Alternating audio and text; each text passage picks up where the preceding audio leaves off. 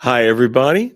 Welcome to another episode of Talking Timepieces, where we talk about watch collecting and horology. Uh, hey, the Vince, how you doing, my friend? Greetings and long life. Um, I really am loving this new microphone because, as some of you may know, I'm a journalist in my day job, and I also use this for my podcast on electronic design. If you're interested in embedded electronic design, you should listen to that podcast. Um, but oh, by the way, I'm not only wearing the command because you could tell it's command because it has a star. In Star Trek, inside here, it would be like a lightning spiral for engineering and a cross for medical, and I forget what. Um, the other division, but it's once upon a time, there used to be a different shaped logo for each ship, by the way.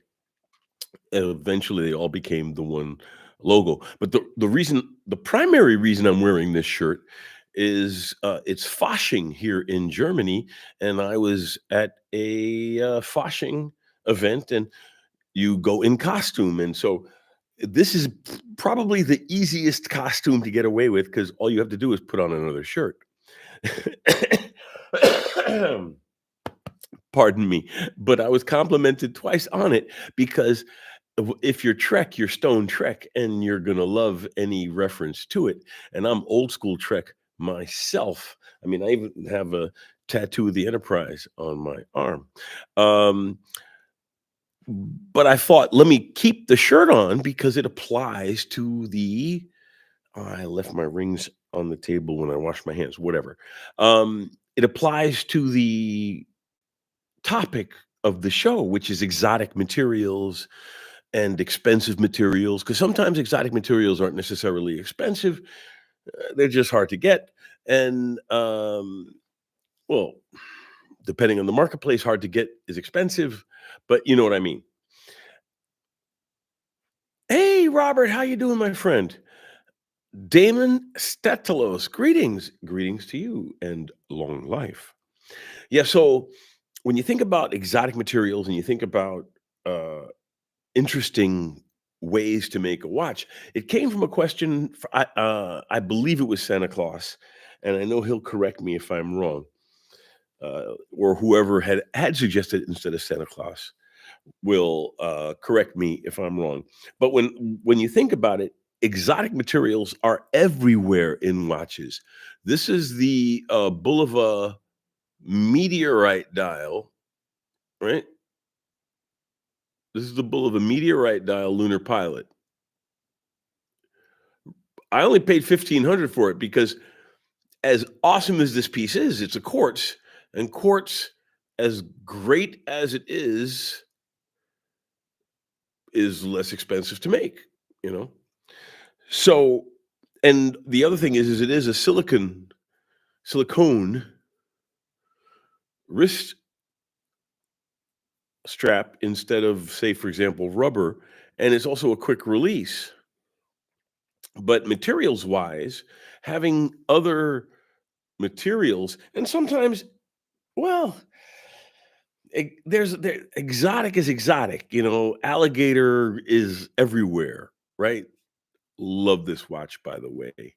Frederic Constant World Timer. I was recently at a Frederic Constant event in Wiesbaden, and yeah, it was really nice, and I shot some really good video. You should check it out in the archive. I haven't done a lot of pre-recorded, edited work lately. I've only been sticking to the weekly live streams because number one, they don't require a lot of homework. I mean, I do have to know what I'm talking about, but luckily 98% of the time I'm talking off the top of my head unless I'm doing a watch review or something. And I have finally gotten over the hump with the new job. It has been really crushing me. I shouldn't say crushing me. I was going to be more blunt and say crushing a certain part of my anatomy. Um, but I'm finally on top of it and I'm happy. And the latest issue just came out. I think I pointed it out a week or so ago, but if you haven't seen it, the latest issue of the IEEE Power Electronics magazine is out.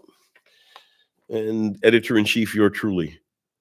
I only started in November, and oh my God, the learning curve for that was pretty intense, but that's okay. I've run publications and I've run magazine groups before, but they were business groups, and this is an NGO. It's like it actually parallels with watches because think about a company like Rolex. Rolex is a nonprofit. They don't care about the next cycle. They plan in terms of decades, literally centuries, you know, because they don't have to break that nut every month or quarter or whatever the reporting cycle is for your chosen harpy that sits on your shoulder to make sure that you are productive, you know. And well, that's one of the interesting things about working for a publication that profit is not their primary concern. You really do appreciate, you know, that aspect of the industry, but it could be interesting, let's put it that way.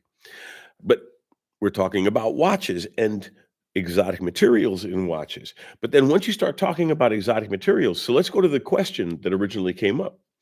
The original question that I got that made me think about this topic to make it a subject was, um, I believe it was Santa Claus, and he asked, or it could be a she, you never know, but I think it's a he. And they asked about ivory and bone and other exotic materials like that in, say, for example, watch straps, right? Because we do put a lot of exotic materials in watches. And so when you think about that aspect, right, the way I see it, and the nice thing about the internet, people will correct me if I'm wrong, is I could see easily a bone inlay on a metal bracelet or an ivory inlay on a metal bracelet, but you can't really have a bracelet made out of ivory for a watch because where anything that's not metal rubs against metal, they usually lose. So you could probably get away with an ivory strap, just like there are a lot of watches that have wooden straps, but wood is a lot more resilient in some ways than ivory. Ivory's about as resilient as wood, maybe almost as resilient as stone, but metal is metal, and modern steel over time even rubs itself away, which is why we use jewels in a movement to help protect metal from eating itself against metal and even against the glass polished ruby surfaces, which is also an exotic material, but we take it for granted that there are jewels in our watches. Um, but that whole aspect of you would like to use exotic materials, but you don't want to expose those exotic materials to life, wear, exposure, which is why most exotic materials can be found on the dial, on the face of the watch, because then they could protect it. Because if you think about dials, you can find dials made of everything: wood, stone, ceramics, hand painting. There are insane variety of things that you can put on the face of a watch, or even, like I said, on the bracelet itself. Because, for example, I've always wanted, and one day I'm going to find the right watch and the right bracelet to have one of those beautiful silver with turquoise bracelets, straps for the watch. And at that point, I would put it on a Timex or something because it would be for me as a piece of jewelry more because of the uh, although if it had like a 20 millimeter lug width, then I could swap it around. But I see exotic materials more applied to the strap as opposed to being the strap. But I mean, exotic materials, like I said, if you look at dials, name it, cloth, like layered linen saturated with the tears of virgin nuns who were in the moment of praying when they started crying, and it was solidified using wax from bees that only ate honeysuckles or something. You know what I mean? But you're not going to see an ivory bracelet with metal pins in it. Well, that's an issue even when it comes to, for example, what I was going to segue, and this is a good way to segue into the case materials, because if you have a gold Rolex and you put steel uh, pins in it, spring bars, they're going to wear out the gold because steel is harder than gold. You need to get gold spring pins if you have a gold case watch. You got to put gold spring pins into the gold case watch so they are of the same hardness. Otherwise, you're going to have excessive wear again, you know. So you have exotic materials also have their liabilities. I mean, when you think about it, silver. See, that's why I don't. I feel bad. I didn't put my rings back on after washing because I have a white gold and I have a silver, and white gold and silver look very similar. All right. The biggest difference between white gold and silver is silver tarnishes and white gold does not. The thing about gold is gold does not tarnish. That's why you see gold on speaker cables, RCA cables, electronic circuit boards. Gold is very popular because silver is highly conductive too, and it's also used in microelectronics. But gold is the gold standard. There's a reason they call it that. Gold is the gold standard because gold does not tarnish and is highly conductive and is malleable. It's easily worked and is beautiful. Quadfecta, there's a lot of other reasons too. But, when we start talking about exotic materials in cases, right? We start talking about platinum, which is actually only people who really see platinum a lot can tell platinum from steel from white gold. Only people that see white gold a lot can tell steel from white gold. To the average person, platinum, white gold, and steel are the same metal. Nobody cares, you know. That's why there are so many different shades of gold because then people can buy the gold that suits their tone, but it's still gold, and the average, the chaff of the field, as it were, will go, "Ooh, gold." And see, the thing about gold is at a stage where watches are trying not to be. Gold is at a stage where fake gold is everywhere, gold plating is everywhere. Nobody trusts gold to be what it is. They look at the gold and then they also look at the person. If you see a 12-year-old on the New York Q4 bus to Hillside Avenue, that 2-inch gold chain is probably gold plated, if not gold flashed, right? Whereas in the first class section of the mega top flying from Singapore to New York City, the guy sitting next to you with a 1/4-inch gold chain, that's real gold. And it's probably Cartier. Let's look. Oh, we got some comments. Let's look at the comments. Skylar, hey, Skylar Santana. Live long and prosper, Damon. Santa Claus, yep, it was him. See, I told you he would confirm. Thank you. But yes, See, I love talking about topics that the audience gives because, I mean, like I said 100 gajillion times, I would be no channel if it weren't for you all. So if you have something you want me to talk about, send it to me. Number 1, I don't have to do the work and think about the topic for it's hard to think of a new topic every week. So if you have a topic that you like me to talk about, please let me know. Exotic materials. Three Body Problem, fantastic show, and they talk about nanofibers, which are, molecule chains, which Larry Niven and Jerry Pournelle wrote about back in the old-timey days. They called it Sinclair molecule chain because Sinclair was the Elon Musk was the everybody has a Howard Hughes, right? Because once you had Howard Hughes, everybody talks about that kind of a person, and it is, interesting that Hughes was insane, but,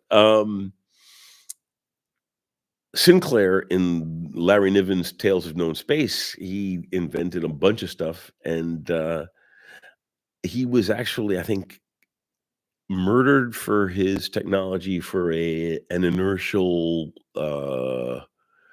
stasis device of some kind, which Doc Smith wrote about in his old stuff from the 30s, 1930s. He talked about inertialess drive because inertialess drive is a fascinating concept when you think about it. If you could switch off inertia, you could do anything, right? You'd be a leaf on the wind, even though you're maybe a 10,000 ton spacecraft, but whatever. We were talking about watches and exotic materials, but the thing is that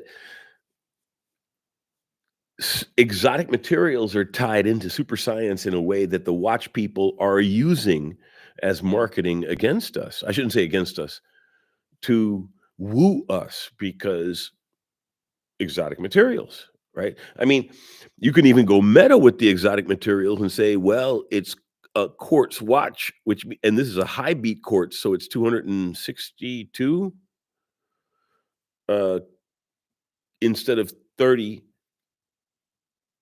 megahertz. Oh, this is even no, yeah, 262. So it's 3, 6, 9, 12, 15, 18, 21, 24. It's a lot more than the 30,000 or so that a regular quartz crystal does. And they do it with some very exotic crystal manipulation technology, the way they craft the crystal to be able to get it's almost like the old school electronic clocks in like airports and stuff before they went to GPS, where you had 3 electronic clocks and 2 of them had to agree to get the time into the, system. Whereas, because if you think about it, a lot of people don't know this, and maybe you don't know this. If you were at an airport or a train station, those clocks aren't clocks, they're displays. They're showing the time from the central reference in the basement or in the attic or wherever they happen to have the command electronics for the system. But those clocks are not clocks, those clocks are displays, you know? It's an interesting concept if you think about it. The difference between a wall clock that has an internal timer, an internal clock, and a clock that's literally just 2 hands being directed from a external source. But then again, your phone is that in a sense because it's just parroting what it's getting from the GPS satellites through the server.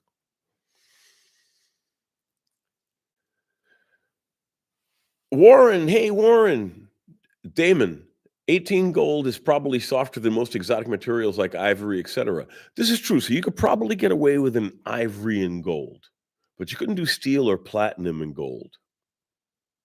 I mean, steel and platinum and ivory, because yeah, platinum would eat ivory up.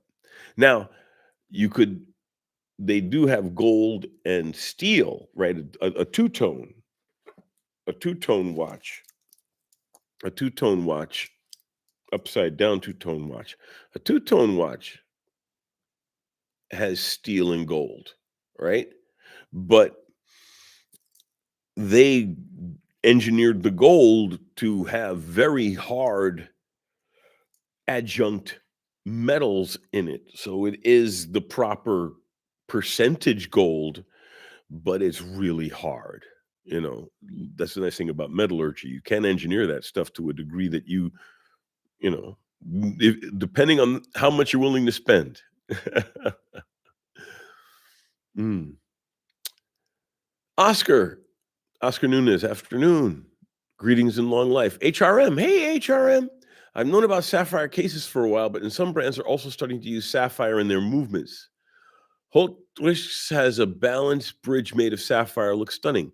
Well, I could easily see sapphire becoming the next big thing because sapphire and silicon are not that far apart, right? Silicon is essentially just glass, right? And sapphire is harder.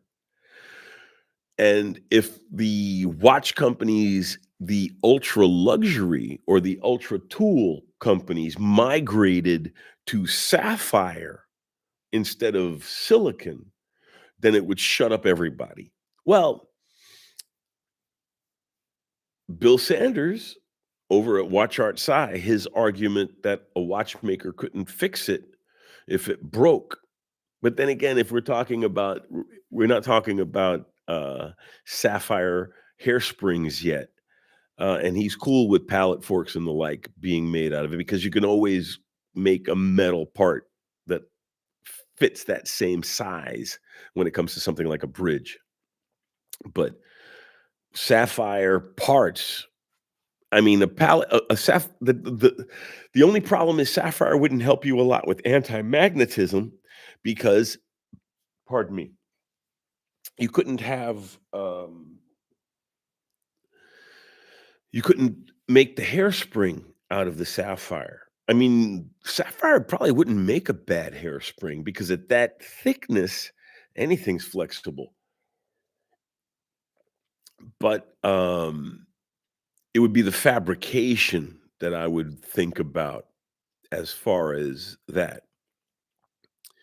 With really high-end wafer fabrication technology, you could probably sputter something, but then your cost effectiveness would plummet. And nobody's that hot for it that they'd be willing to pay the premium yet. But then again, as the cost of that technology implementation comes down, then the more likely that you're going to see more interesting and exotic materials being used in watches. But see, that's all part and parcel when I because once you start talking about the bracelets and then exotic materials, then you think, well, what about the cases and exotic materials? And there is one thing I did wanna say about the cases, but let me look at the comments real quick before I talk about my, semi-political stance on a certain material used for watch cases. Wistful Ignorance, "Hey, how's it going?" And Skylar, "How's it going?" Warren, "Hey, how's it" No, I said hi already, Warren. 24 karat gold used for contacts and automotive airbags, non-corrosive. Exactly, they don't corrode. So that means the contact that's why Noah Lee, Monster Cable, all his stuff was gold-plated connections because they don't corrode. Makes a better electrical contact. And gold is malleable at the microscopic level. So if you're pushing 2 gold contacts together, they're gonna have a better match. Ah, Nanad, "Hey, Nanad, how is the silver watch from maintenance point of view in the long term?" Well, silver case isn't going the silver case, you just have to not polish it because you don't wanna wear it off, you wanna buff it.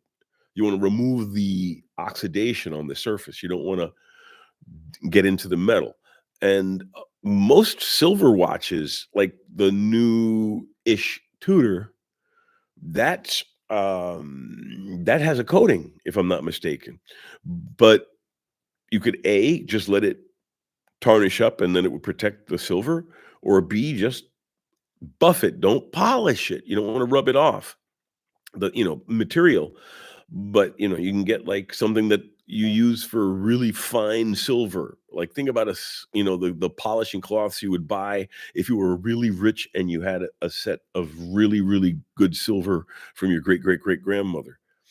Use those cloths on your silver case watch and you'll be fine. Tap, hey Tap, how's it going? Santa Claus, awesome explanation. Oh, thank you, my friend. HRM, 3D printed titanium is super interesting to me. It has an extremely uniform crystalline structure, which allows you to skeletonize the internal structure of parts without becoming weak. No, you're absolutely right, HRM. And that's why it's being used in stuff like rocket engine manufacture and things of that nature. The issue is at what point does it become cost effective for watches? Like, I've always joked as soon as an atomic, clock microcontroller package becomes small enough to put into a pocket watch case, I was gonna start a company and sell atomic pocket watches, and I'm still gonna do that. Um, Everything gets better, and I think that one day we're gonna see high-end watches made of 3D printed titanium and maybe even 3D printed sapphire, because they're one of the manufacturing technologies. Actually, they might leapfrog sapphire and go straight to diamond because one of the artificial diamond manufacturing technologies is a variation of a 3D printing technology. So I could easily see, and maybe no one's made the connection yet, and if they do, then they owe me a steak dinner. But modern there were 2 primary manufacturing ways to make artificial diamonds. One involves, humongous metal ingots, and it's functional, it really works. And the other involves literally 3D printing the diamond, in a substrate matrix, like in old school 3D printing technologies. So, I could more easily see diamond bridges and diamond pallet forks and diamond escapement wheels much more easily at this point, easily. And that would be awesome and cool because they would be amagnetic. They would probably look awesome, polished nicely. They'd be almost invisible in the movement, I'm guessing. And they would wear forever, right? Trifecta. But oh, no, I gotta keep going through the, comments, almost lost it. Wistful ignorance, Nanad, Stolman uses a silver case that's plated, right, exactly. Most companies will plate their case. HRM, Grand Seiko uses 3D printed skeletonized parts in their movement since the, 9S85. This is also true. Hey, watch Chris, my friend. We gotta hang out. I'm actually free this because I got a whole bunch of travel coming up, but I'm free this week. Let's meet in Frankfurt maybe Wednesday, Thursday. Um, Elusive Man, hey, how's it going, Hector? Formula Whiplash, hey, how's it going, Formula Whiplash? Mammoth tusk is regularly used in high-end custom watch handles. Could be used in custom dials. Oh yeah, 100%. You'd have to find Sherpa. Reach out to them. I have a video on them from Geneva. Well, it wasn't Geneva Watch Days. It was the Dusseldorf Watch Show. Sherpa would be the kind of company that you could approach and say Mammoth, because that would actually link into their whole thing with the Sherpa, because they actually have Tibetan prayer wheels inside of their movements, but because they engrave Tibetan prayers on some of the gears. So yeah, that would be a cool material. Um, and they bolt it to the metal because again, you can't use it on the wear points. But oh yeah, I would totally consider buying a watch with a mammoth tusk because you don't need a lot, right? You could make a gajillion. One tusk would make like enough watches to give the planet one. So you don't even need a lot. You buy like a 5-inch piece of fossilized mammoth tusk and 10,000 slices, and you can, sell some really nice looking watches. So, Elusive Man, I love my Rado ceramic Sintra. Well, that whole Rado was one of the first to really make scratch resistant, scratch proof watches. They really were. They have a lot, and they're a completely underappreciated brand. Rattle really is. You know, just don't drop them. Yes, because they're brittle. Ceramic is brittle. But as far as the material is concerned, they look as they bought them yesterday, had them for 15 years. Well, see, that's again ceramic, another example of exotic materials that have a benefit. That's why the bezels on a lot of high-end watches now are ceramic. They're shrouded in steel. You have to really do a lot to put them in a situation where they might break. So you're seeing them more and more in things like bezels and faces. Ooh, we're halfway through. Um, Santa Claus. What if someone carved a watch case out of the Hope diamond? Well, the nice thing is, my friend, right? Santa Claus. The nice thing is you could grow the case now. You wouldn't even have to machine the case now if you're willing to pay the money. Because don't forget, all of this is tied to the cost of implementing the technology. The technology exists, but it's still very blue sky Buck Rogers stuff, you know? Um, but you could for I would say because let's see, Jay-Z's Hublot sapphire case cost $2 million retail, which meant it cost $200,000 to make, which makes sense. Um, I would say a diamond case is about 5 to 10 years out, and it'll cost about the same. And they won't carve it out of diamond, they'll grow the diamond in that shape. My prediction.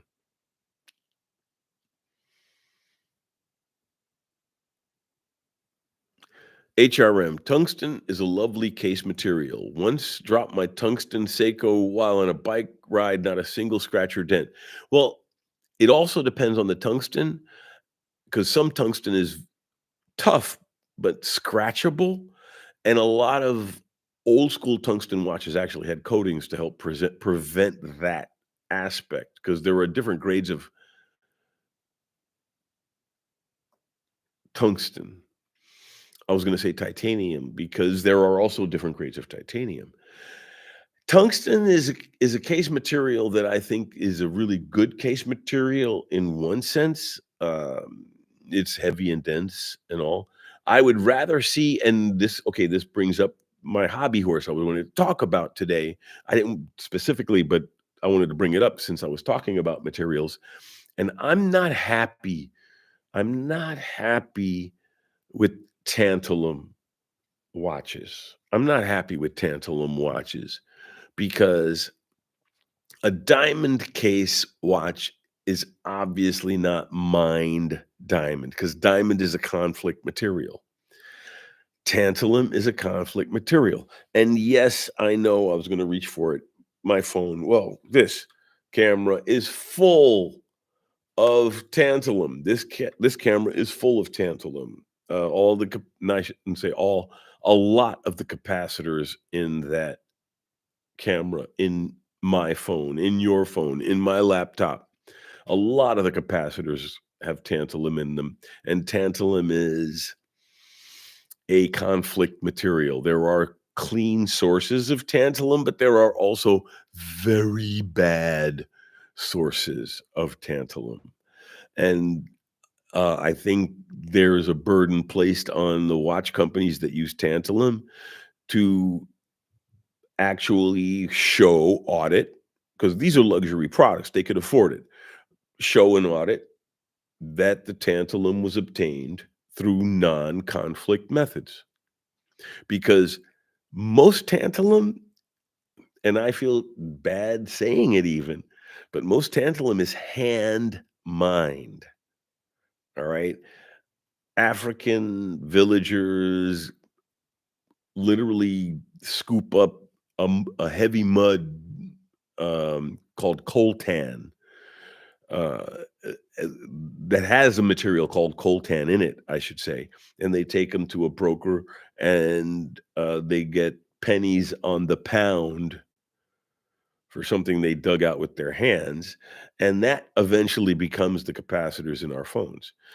And the amount of material in a watch case could make 100 capacitors. So, I don't know, am I arguing am I arguing for limited evil? Better 100 capacitors for my phone than the one case for your watch? I live in the Western world, so I'm already guilty of a million sins. I just try to live my life as best I can and maybe leave the world a little nicer than I found it. Um, but yeah, I'm not happy with tantalum cases and bracelets and tantalum stuff in our industry. It's dirty enough, but that's just, my humble opinion.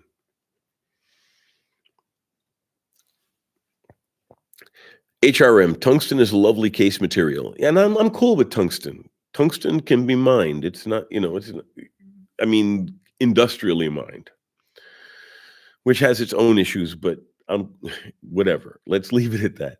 Tungsten, I'm cool with tungsten cases. And tungsten actually, in my mind, is a nicer case material than tantalum because tungsten, they use it in like armor piercing shells and stuff. It's really, really cool material. It really, tungsten does not vaporize, which is also why it's used in dense inert munitions. The kind where they just mix up, tungsten dust with explosive, and then that way the, pressure wave is deadly, but then 5 meters beyond, it's just dust. It's a very, very limited, impact weapon technology because tungsten doesn't vaporize, so the tungsten dust in the explosion stays solid as opposed to gas or whatever. Too deep. Sorry, my friends. Um, HRM. Some brands also make dials from water buffalo horn. Looks very similar to onyx when polished. Boom.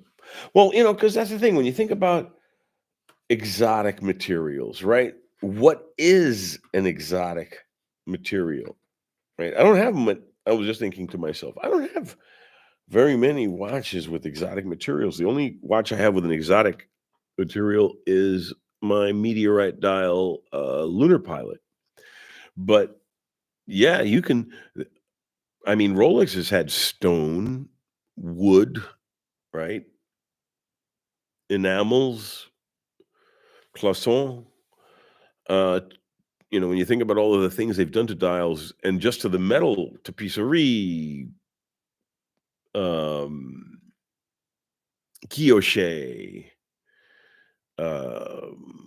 all of the various enamel treatments and such, exotic materials really do play a large role in horology and watchmaking because, well, once you have this mechanical device, because of all of the effort you put into this mechanical device, you want it to show how much work you put into it. So you decorate it, you know?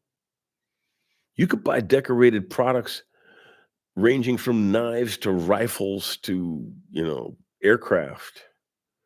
Because once you put that level of craftsmanship into something, you have a level of pride that you'll do stuff just for the sake of the game.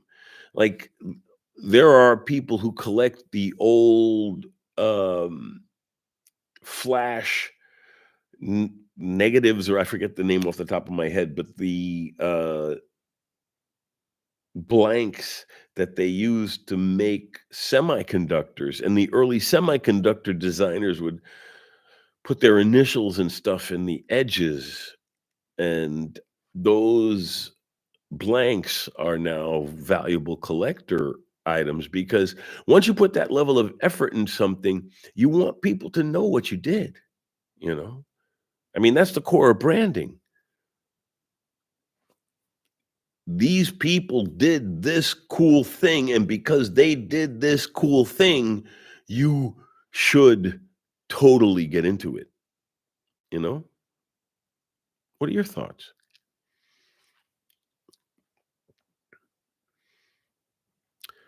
Elusive Man, look up that one Rado V10K.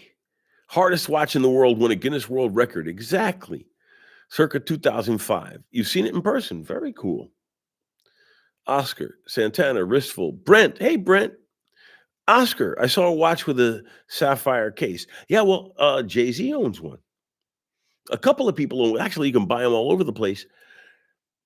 Some of the sapphire cases are made of relatively flat pieces of sapphire screwed together, and some at the higher end, like the Hublot stuff, they carved it out using artificial sapphire.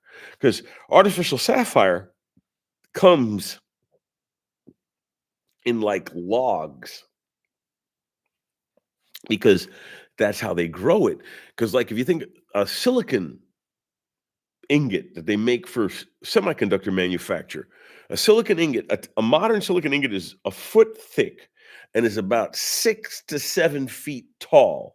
It looks as if God took a dump.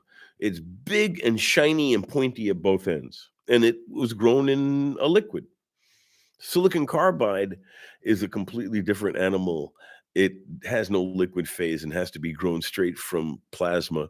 So the biggest they can do today, I think, is 6 inches. They're working on 8 inches right now, but they'll never get anything bigger than a 5 inch. They call it a boule because it like grows like a loaf in an oven. An oven as hot as the inside of a star, and they can't get higher than 4 or 5 inches because gravity changes the crystal structure as they grow it. It's wild to think about that stuff.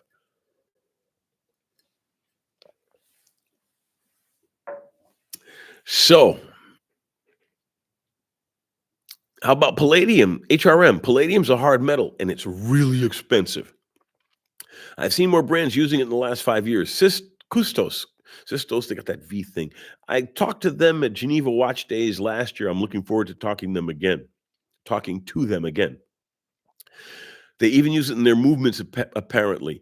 Well, the thing about palladium is it's a hard metal, which means you need really tough tools in your machining CNC machine to be able to carve it the way you want.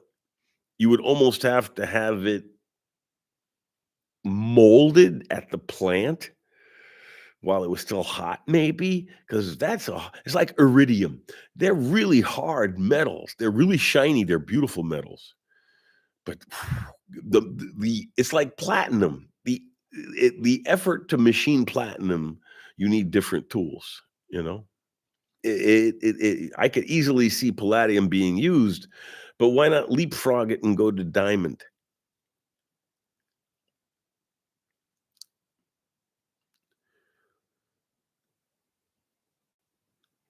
HRM, stabilized wood burl makes for incredible dials. Wood burl makes for incredible anything.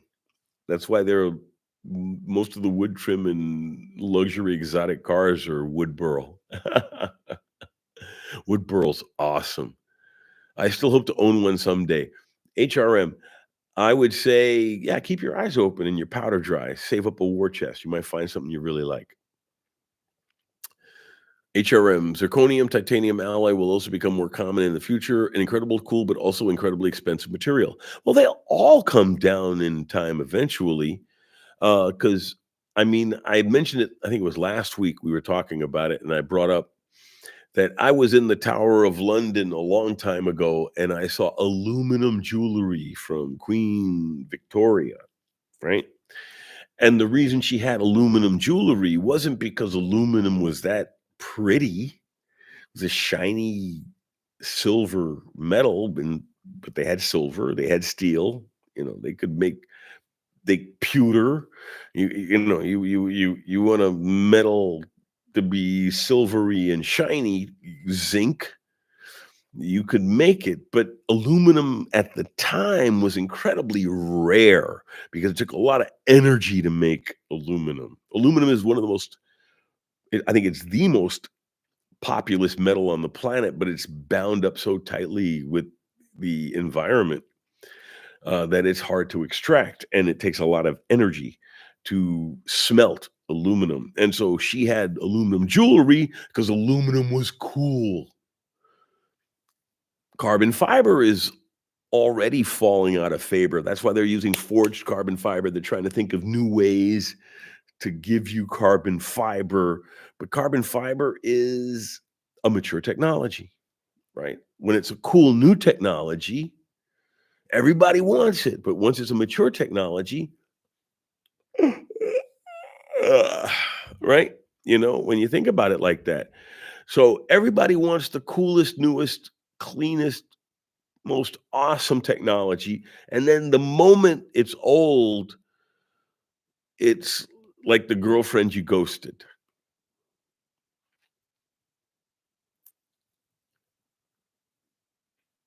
Butters, "Hey, Butters, I work in a gold refinery.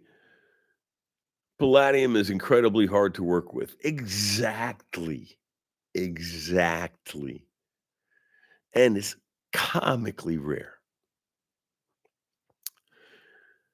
HRM, there are also some aerospace-grade tungsten titanium alloys that can make for a great case, lighter than steel, but much tougher. At what cost? Because don't forget, we're balancing cost. These are companies that have to sell it at a profit, and as has been I'm not the only one, you're talking about 10 times from manufacturing floor to retail. So that $2 million watch theoretically costs $200,000 to make, right? Oops, bumped the table, sorry.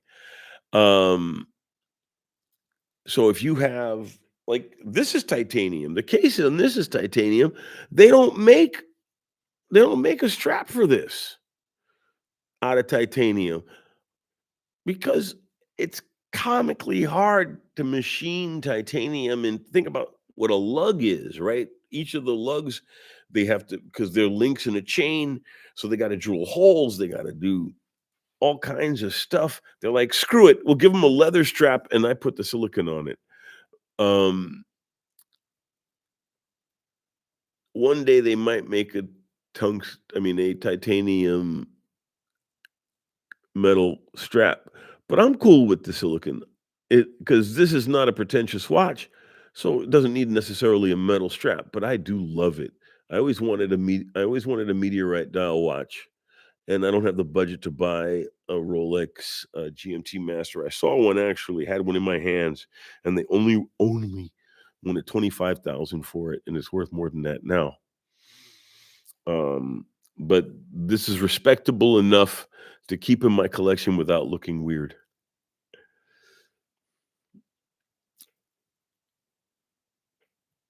Elusive Man, funny, I always thought titanium was less desirable than stainless. No, no, no. People associate weight to quality watch wise. Well, but techie cool, tr- you know, it trumps, right? We need to change that word. Um, so titanium trumps steel because titanium is techier. In fact, the original term I know they use the term unobtainium in Avatar to explain this fictional material, but unobtainium was the term the CIA originally gave to titanium because they built the SR-71, but America didn't really have titanium resources and Russia did. So the CIA set up a whole bunch of dummy companies to buy the titanium they needed to make the SR-71.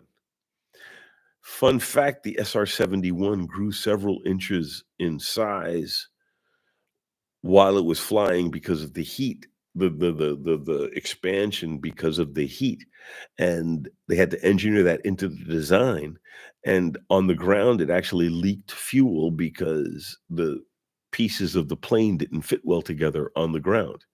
It was optimally designed for the operating theater that it was designed to work in, and that's all they cared about. And the best watchmakers do that too. But luckily, since they're working at ground level and air pressure, we don't have to worry about those kinds of idiosyncrasies. Although a lot of people crap on the new Air King, the latest Rolex Air King, the dial is actually based on the fastest car on the planet that went over the speed of sound on the ground. because Rolex made the dials for that vehicle, and the Air King's dials are based on that. Tech is cool too, and tech, you could say, is almost an exotic material integrated into the watch. Ah, HRM, an aerospace grade tungsten titanium alloy case would probably cost over 3,000 euros to manufacture, which means it would be in a $5 million watch. Because a $3,000 case, you could probably put a $2,000 movement in it. $5,000. Well, if you go by the scale of 10, you'd have a $50,000 watch, which is attainable, right? Attainable. I might get my I'm really trying hard. Looks like I might get my hands on a silver Snoopy. If that happens, we're gonna have like a week of partying and hedonistic banquets. You're all invited to my apartment. Oh, Elusive Man. Speaking of, I don't think I've seen any of my episodes with a gold watch. Well, I don't own a gold watch. The closest thing I have to a gold watch is my two-tone oyster quartz, which I love. I love this watch. I really do. This has so much horology in it. It's a hybrid. It has more to do with a Seiko spring drive than it does with a standard quartz movement, because it is a true hybrid quartz mechanical movement. I really do love this piece. It's only my only problem is I usually only wear it with a suit because it's a 36, and you can get away with the 36 in a suit, but I have really big hands, and unless I have like long sleeves, well, long sleeves works too. So it could be a garden party long sleeves watch. But I do love this watch a lot. It has so much horological history in it.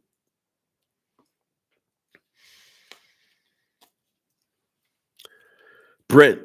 Hey, Brent. I forget if I said hi, but it's okay. Not a fan of titanium. Well, that's okay. That's the nice thing about a collection or an industry. You can buy very cool pieces with different materials. Elusive Man, yes, we do. Brent, SR-71 way ahead of its time. This is also true. Well, it was at the ragged, bleeding edge of its time. It literally used every technology we had at the time.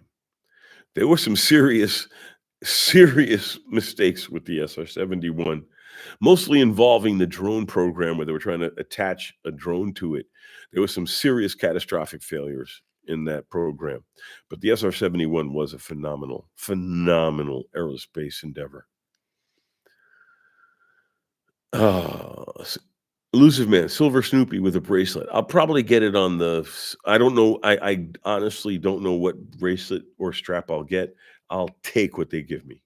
I'll take what they give me, because I could always put a factory Speedy bracelet on it, right? I just hope to get the piece. Butters, so if you saw how many gold watches I see in my refinery, it would make you cry. Well, hopefully they at least took the movement out. But I've been to watch stores and seen literally bins of discarded movements from watches where they just took the movement out and sold the case for gold all over. I actually made like lapel pins and earrings for my girlfriend out of movements, but I'm like, it's sad. But yeah, a lot of gold watches today are just scrapped for their gold weight. A lot of gold watches today are scrapped for their gold weight.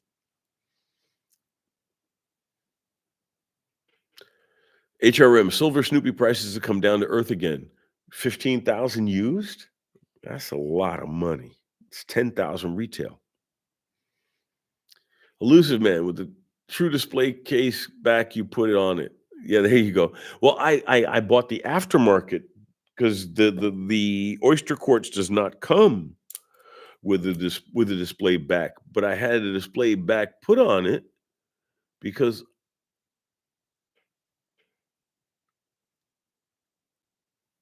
if you look closely in the center, you could see it has a physically move. I mean, it has an escapement, a pallet fork banging back and forth.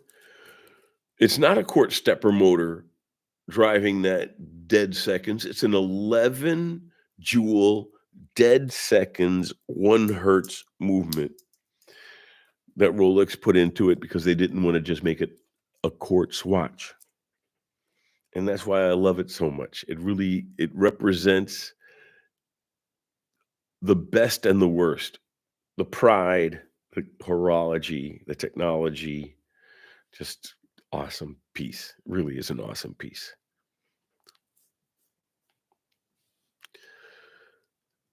Oscar, Brent, I think they came out already with the SR-72, which is going to be like 6 times the speed of sound. Well, that would be hypersonic. And everybody still wonders what happened to Aurora. Movement in. Brent, wow. HRM, I'm seriously considering getting a Buchera Manero peripheral. Well, now's the time to buy Buchera because now that Rolex has cut their legs off, everything should be fire sales until people realize what they're worth and they'll go back up. But now's fire sales time on Buchera. Buy, buy, buy if you can. And maybe they already know because because I've seen some shops. It in Germany the prices are well. Actually, I have to go look. But maybe I should buy something Buchera because right now I think would be the time to buy it because Rolex just cut them off.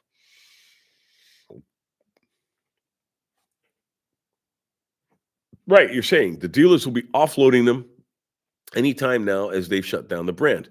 Exactly, HRM. Okay, we're on the same wavelength there. Elusive Man, perfect. Looks great. Great topic today. Oh, thank you, Formula Whiplash. How you doing, my friend?